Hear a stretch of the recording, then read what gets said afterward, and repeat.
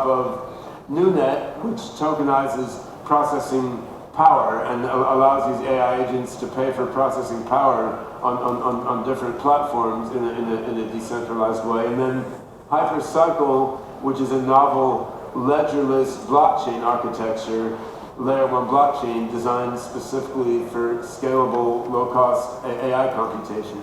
So we have all these lower-level blockchain components that allow us to run AI systems in a decentralized way. So one possible path from narrow AI toward AGI is you take LLMs, you put them together with symbolic reasoning, evolutionary learning, other sorts of AI systems in a system like OpenCog that has a big decentralized knowledge graph.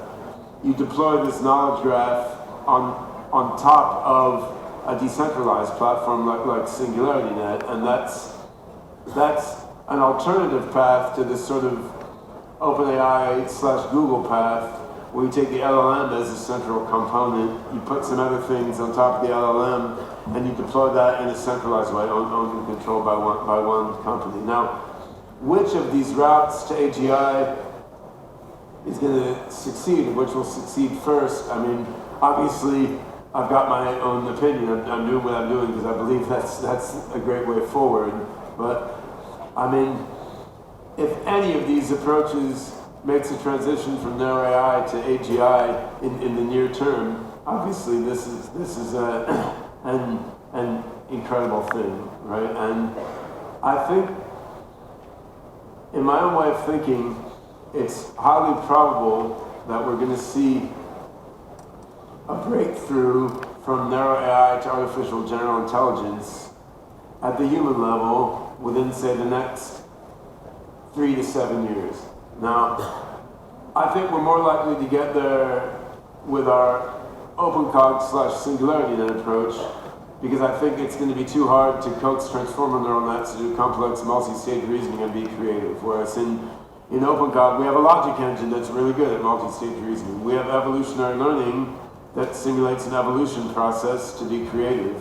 I think plug these things together with an LLM with all it can do in an architecture that lets you connect different algorithms be the most effective way. But if DeepMind is right and their way is the most effective way, or OpenAI is right and their way is the effective way, then we're still getting within the next 3 to 7 years to human level AGI, right? Where by a human level AGI, what I mean roughly is a system that's at least as good as a human in each major component of intelligence. It may be much smarter than humans in some components, since, after all, a calculator is already smarter than a human in some aspects, right? And so if this is right, if we're really only hold on, let me adjust these slides here. All right, you can look at my picture up there. Okay, that's even better. I don't like the look on my face in that picture. If this is right, by one technical route or another, this obviously has very, very dramatic economic, social, and personal implications for all of us, right? And I want to take the last 5 minutes of this talk to talk a little bit about these broader implications. So I think it's worth, for those who have a technical background, digging into the different approaches there are. You can look at trueagi.io or the Zarka website for those approaches.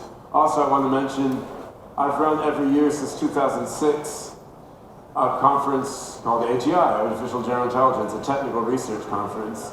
The next one is in Stockholm in the middle of June, and this is not just about my approach or just LLMs. It's dozens of approaches to general intelligence being put forth by researchers all around the world.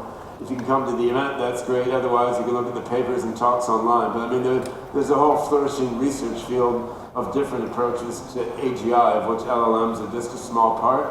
It's worth sort of filling your brain with a bit of the flavor of this area of research, because there's actually a lot there. And one of the lessons of what we've seen